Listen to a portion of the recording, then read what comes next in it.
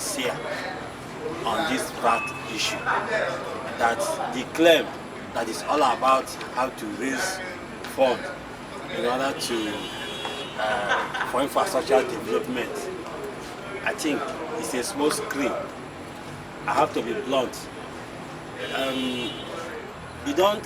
It's all we all know the poverty level in the country, and we know that in Nigeria, as a result of corruption and the mismanagement of our resources, we have more of people on the poverty degree or section than, and we have few rich. Record has it that Nigeria has 87 million people under the poverty line. Fine, you see.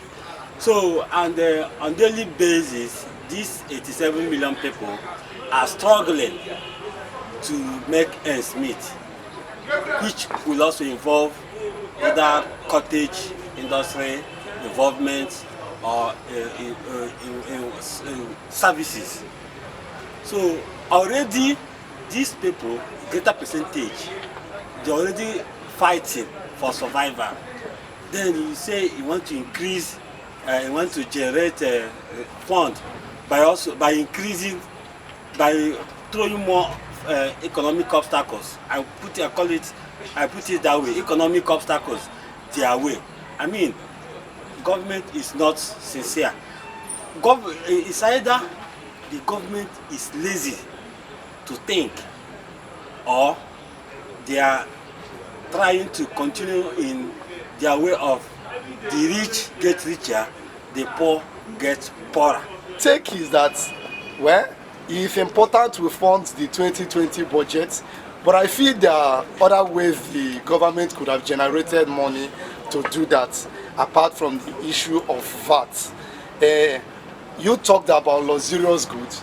We can introduce a separate type of tax for those that use luxurious products. Who could think of people like the National Assembly members, if possible, to slash their salary if we need to recoup some money, if the government is really sincere about that. The reason we are saying this is that the SMEs are what drives the economy of a nation, a developing country like Nigeria. Now, those SMEs may not cope.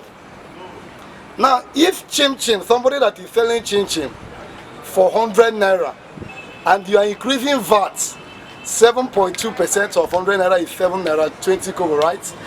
The person may have to increase that chim to 110 naira or 120 naira to accommodate that VAT increase. So the question is, if I increase my product by 10% or by 7.2%, the price I'm selling it, am I likely to still get my customers coming back?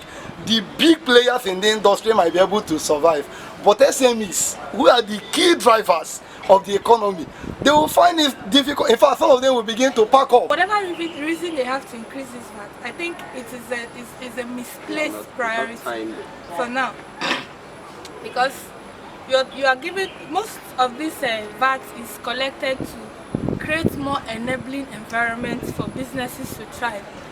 But when there's no environment sustaining the business, I think there's no basic environment sustaining these businesses that you want to increase what comes out of them. So when you don't invest in a business, you're not supposed to expect so much returns from that business. So they need to invest first. Now when the environment is very okay and enabling, and people have more purchasing power, then they can think about increasing. Thank you.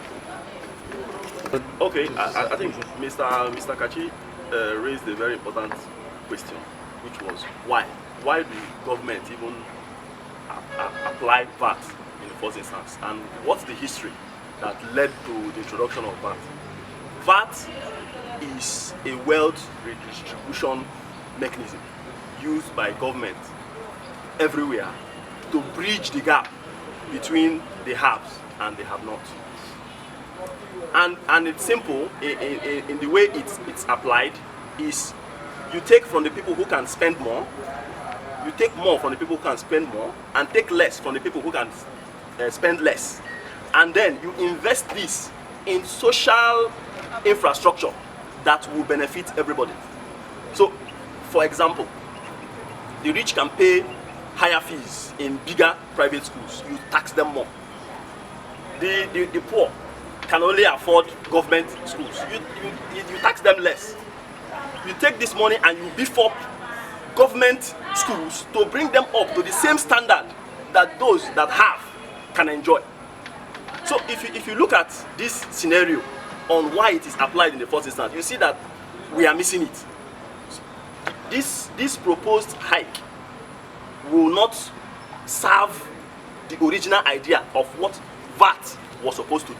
It will just widen that gap rather than narrowing that gap. Because some of the basic things that the poor need to afford, that we are supposed to bring it up to standard, things like my brother mentioned, power. Still around 20 million Nigerian homes, that is about 80 million Nigerians, still live without access to reliable and affordable power supply in this country. We still don't have access to portable, clean and affordable water, which is what everybody needs at the minimum. We still do not have good road networks to create enabling environment for businesses and for the masses to thrive. So you see that everything that is at the basic, which is what the tax regime was basically created to do, that these things that are enjoyed by all should be brought to the same standard at the level to which those who have are supposed to also have. You see that all of these mechanisms are still not in place. For how many years have we collected 5%? And yet, all these basic infrastructures are still down. So, on what basis do we now increase to 7.2? Because out of all the 5% that has been collected, we still cannot see the reflection in those basic amenities, of which that was why originally VAT was introduced. Some states in Nigeria can afford to pay this VAT, even if you increase it to 10%. But some states in Nigeria cannot even afford Is it the state or the players in the state? The players in the state, yes. Okay. Yeah, so, but it culminates to the state, of course, definitely. So now we also need to look at it from that point of view. That okay, some states have already made an enabling environment for businesses to strive. Some states are still struggling. So we don't just say it is the players in the state, but it's actually the state.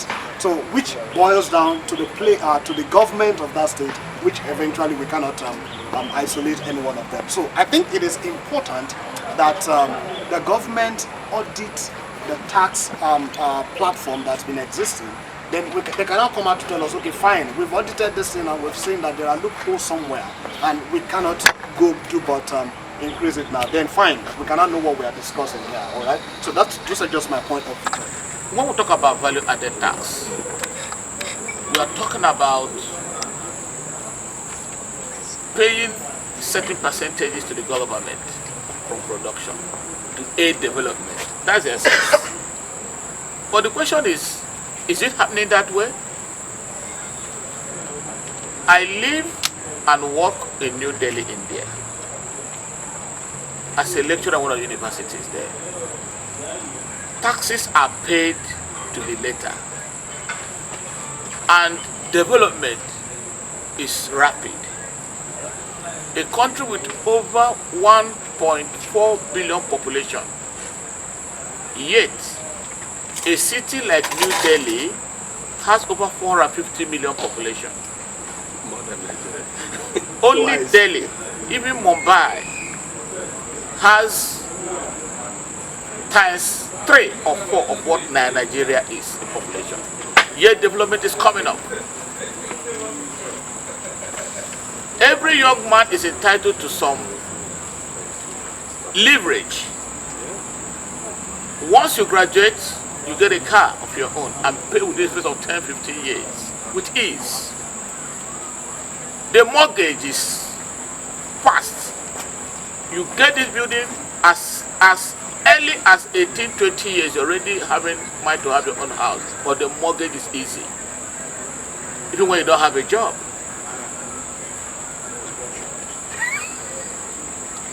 Now they're talking about closing the border, or the border has been closed in Nigeria. Do you close the border when you don't have alternative?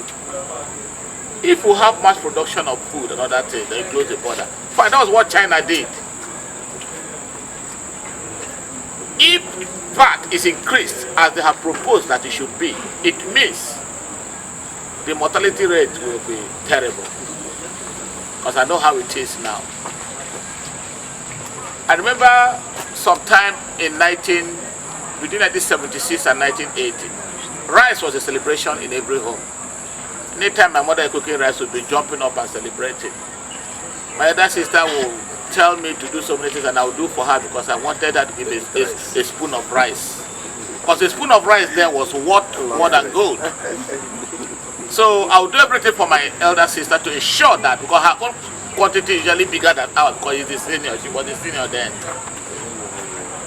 Now, at a point, rice exploded that even the poor could eat, beggars could eat. It's coming back to that experience of 1976, 77, 78, where rice was celebrated. Even when we're talking about agriculture, you know, being in Korea and the rice production is increasing and all the rest of them. In a nutshell.